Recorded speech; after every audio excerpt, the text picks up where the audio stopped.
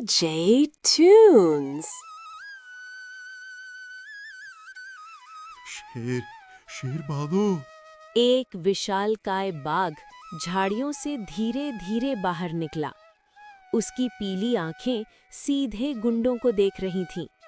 अब एक उत्तर प्रदेश के हरे भरे खेतों के बीच बसा एक छोटा सा गांव था, रामपुर। ये गांव वैसे तो साधारण था, लेकिन यहाँ के लोगों की आस्था असाधारण थी। गांव के बीचों बीच भगवान श्री राम का एक भव्य और विशाल मंदिर था। ये मंदिर उसी दिन बनकर तैयार हुआ था जिस दिन देश में राम मंदिर की प्राण प्रतिष्ठा हुई थी। इसलिए हर साल 22 जनवरी को यहाँ एक अलग ही उत्साह रहता था। दूर दूर के गांवों से लोग यहाँ दर्शन करने आते थे। गांव को दुल्हन की तरह सजाया जा रहा था। हर घर पर भगवा ध्वज लहरा रहा था। अरे शंभू, फूलों की माला ठीक से लगाना। कल 22 जनवरी है, हमारे प्रभु का विशेष दिन। मंदिर का कोना कोना चमकना चाहिए। याद रहे, कल भीड़ बहुत होगी, व्यवस्था में कोई कमी नहीं आनी चाहिए। जी पंडित जी, आप निश्चिंत रहें। इस बार हमने लखनऊ से विशेष गेंदे के फूल मंगवाए हैं। पूरा मंदिर महक उठेगा। बस क्या शंभू, रुक क्यों गए? पंडित जी, वही पुरानी बात। लोग कह रहे हैं कि कल वो फिर आएंगे। वही वानर राज। क्या सच में कल भी वो सबसे पहले दर्शन करने आएंगे? शंभू का सवाल सुनकर पंडित जी के चेहरे पर एक सौम्य मुस्कान आ गई। ये इस गांव का सबसे बड़ा रहस्य और चमत्कार था। मान्यता थी कि हर साल 22 जनवरी की सुबह आरती से ठीक पहले हनुमान जी एक वानर के रूप में आते हैं, प्रभु राम के चरणों में सिर झुकाते हैं और चले जाते हैं। उनकी जाने के बाद ही पुजारी आरती शुरू करते थे। शंभू, ये आस्था का विषय है। जिसे विश्वास है उसके लिए वो हनुमान जी हैं, जिसे नहीं है उसके लिए वो सिर्फ एक वानर। लेकिन मेरा दिल कहता है कि वो मेरे प्रभु के सबसे बड़े भक्त ही हैं, जो कल फिर आएंगे। जहां एक तरफ गांव भक्ति में डूबा था, वहीं दूसरी तरफ गांव के बाहर एक पुराने खंडहर में कुछ काले साए मंडरा रहे थे। ये थे कालिया और उसके 3 साथी। ये पेशेवर चोर थे जो मेलों और भीड़-भाड़ का फायदा उठाते थे। क्यों बेशेरा, खबर पक्की है रा? बिल्कुल पक्की है उस्ताद। कल 22 जनवरी है। पूरा गांव उस राम मंदिर में होगा। सुबह की आरती के वक्त तो परिंदा भी घर पर नहीं रहता। सब के सब मंदिर में जय श्री राम चिल्ला रहे होंगे। हाँ उस्ताद, मैंने रेकी कर ली है। प्रधान का घर और वो लाला की तिजोरी सब सूना पड़ा रहेगा। सब लोग अपने गहने पैसे संदूक में रखकर ताला लगाकर मेले में जाएंगे। हमें बस ताला तोड़ना है और माल समेटना है। हाँ उस्ताद, मैंने रेकी कर ली है। प्रधान का घर और वो लाला की तिजोरी सब सूना पड़ा रहेगा। सब लोग अपने गहने पैसे संदूक में रखकर ताला लगाकर मेले में जाएंगे। हमें बस ताला तोड़ना है और माल समेटना है। शाबाश! जब वो लोग भगवान के सामने हाथ जोड़ रहे होंगे, हम उनकी किस्मत साफ कर रहे होंगे। दोपहर तक काम तमाम करके हम जंगल के रास्ते निकल रहेंगे। किसी को कानों कान खबर नहीं होगी। गुंडों ने अपनी योजना पक्की कर ली। उन्हें नहीं पता था कि जिस गांव में वो चोरी करने जा रहे हैं, वहां का रक्षक कोई साधारण पुलिस वाला नहीं, बल्कि स्वयं संकट मोचन है। 22 जनवरी की सुबह हुई। सूरज की किरणें अभी पूरी तरह निकली भी नहीं थी कि गांव में शंख और घंटों की आवाज गूंजने लगी। जय श्री राम के नारों से आकाश गूंज रहा था। आसपास के गांवों से काफी लोग पैदल चलकर मंदिर पहुंच रहे थे। मंदिर प्रांगण खचाखच भरा था। माँ, देखो कितनी भीड़ है। क्या आज वो बंदर आएगा? चुप कर, शोर नहीं मचाते। अगर नसीब अच्छे हुए तो दर्शन होंगे। सब लोग शांत हो जाओ, पंडित जी आरती की थाली सजा रहे हैं। तभी अचानक भीड़ में एक अजीब सी हलचल हुई। जो लोग शोर मचा रहे थे वो एकदम शांत हो गए। भीड़ अपने आप 2 हिस्सों में बंट गई, जैसे किसी राजा के लिए रास्ता छोड़ रही हो। देखो देखो, वो आ गए। जय बजरंगबली।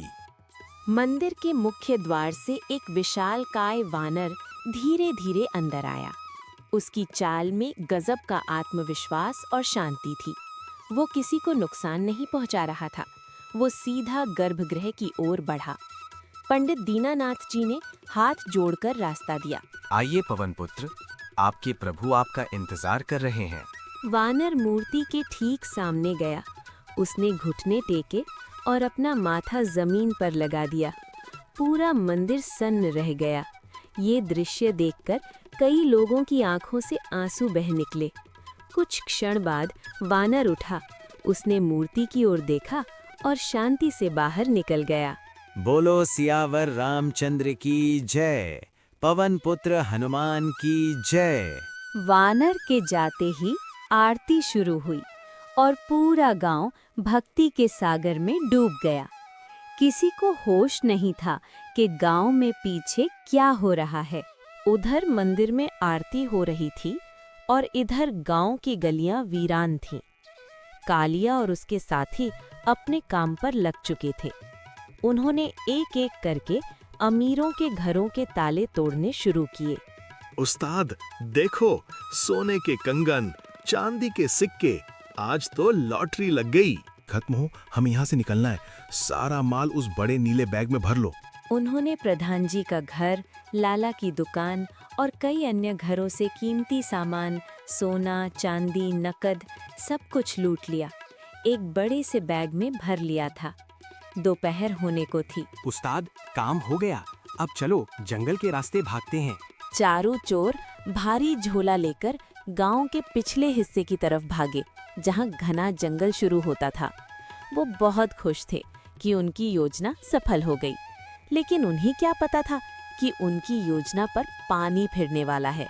चोर जंगल के किनारे पहुंचे ही थे कि अचानक एक पेड़ की डाल हिली और उनके रास्ते में धप से कोई कूदा। उन्होंने देखा कि एक बड़ा सा बंदर सामने खड़ा। ये सब देखकर कालिया के पसीने छूट गए। अरे ये तो वही बंदर है जो मंदिर की तरफ जा रहा था सुबह। ये यहाँ क्या कर रहा है? जी हाँ, ये वही वानर था जिसने सुबह सबसे पहले पूजा की थी। वो अब शांत नहीं दिख रहा था। उसकी आंखों में क्रोध की ज्वाला थी। वो रास्ते के बीचों बीच अड़ा था। सरदार, भागो यहाँ से, ये कोई आम बंदर नहीं है।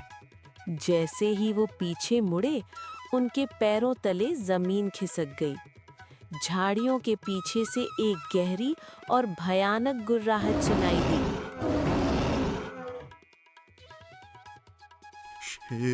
शेर भागो! एक विशालकाय बाघ झाड़ियों से धीरे धीरे बाहर निकला। उसकी पीली आंखें सीधे गुंडों को देख रही थीं। अब एक तरफ साक्षात हनुमान रूपी वानर और दूसरी तरफ मौत बनकर खड़ा शेर। गुंडों की हालत खराब हो गई। उस्ताद, जान प्यारी है तो माल छोड़ो और भागो। जान बचाने के डर से कालिया ने वो कीमती सामान से भरा भारी झोला वहीं जमीन पर पटक दिया।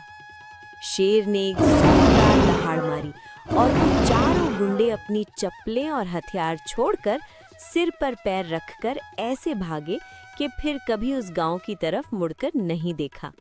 दोपहर ढल रही थी। मंदिर में मेला अभी भी लगा हुआ था, लेकिन मुख्य पूजा समाप्त हो चुकी थी। लोग प्रसाद ले रहे थे। तभी लोगों ने देखा कि वही वानर एक बड़ा सा बैग रखकर वहां से गायब हो गया। ये क्या है और वो इसे यहाँ क्यों छोड़ गया? पंडित जी ने डरते डरते बैग खोला। जैसे ही बैग खुला, वहां मौजूद गांव वालों की आंखें फटी की फटी रह गईं। पंडित जी बैग से सारा सामान बाहर निकालते हैं। अरे ये तो मेरी पत्नी का हार है। ये तो मेरे घर में था। और ये मेरी दुकान की नकदी, ये यहाँ कैसे आई? मैं तो दुकान बंद करके आया था। धीरे धीरे सब समझ गए। कुछ लोग भागकर अपने घर गए और देखा कि ताले टूटे हुए थे, लेकिन सामान मंदिर में सुरक्षित पहुंच चुका था। जब गांव वालों को पूरी बात समझ में आई कि कैसे उनकी अनुपस्थिति में चोरी हुई और कैसे उस वानर ने उनका सामान वापस लाकर दिया, तो पूरा माहौल भावुक हो गया। किसी ने जंगल की तरफ से भागते हुए गुंडों को देखा था और बताया कि कैसे एक शेर और बंदर ने उन्हें खदेड़ा था। हे प्रभु, हम अज्ञानी आपको पहचान नहीं पाए। वो कोई साधारण वानर नहीं था, वो स्वयं हमारे संकट मोचन थे।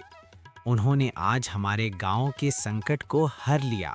संकट मोचन महाबली हनुमान की जय। जय श्री राम, जय श्री राम। उस दिन के बाद से उस गांव में ये बात पत्थर की लकीर बन गई कि भगवान अपने भक्तों की रक्षा करने के लिए किसी न किसी रूप में जरूर आते हैं। लोगों ने उस वानर को संकट मोचन का साक्षात रूप मान लिया। दादी, क्या हनुमान जी सच में अभी भी धरती पर है?